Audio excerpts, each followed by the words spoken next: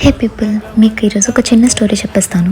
108 దివ్య దేశాల్లో ఒక్కటైన 1000 సంవత్సరాల చరిత్ర గల సింహాచలం టెంపుల్ కోసం హిరణ్యకశిపుడి బారి నుంచి ప్రహ్లాదుడిని కాపాడిన నరసింహస్వామి ఉగ్రరూపాన్ని తట్టుకోలేక ప్రహ్లాదుడు శాంతి రూపంలో దర్శనం కోరుతాడంట. అప్పుడు నరసింహస్వామి వరాహస్వరూపం అండ్ నరసింహ రూపం 2 అవతారాలు కలిపి వరాహలక్ష్మి నరసింహస్వామిగా ఇక్కడ వెలిచారంట.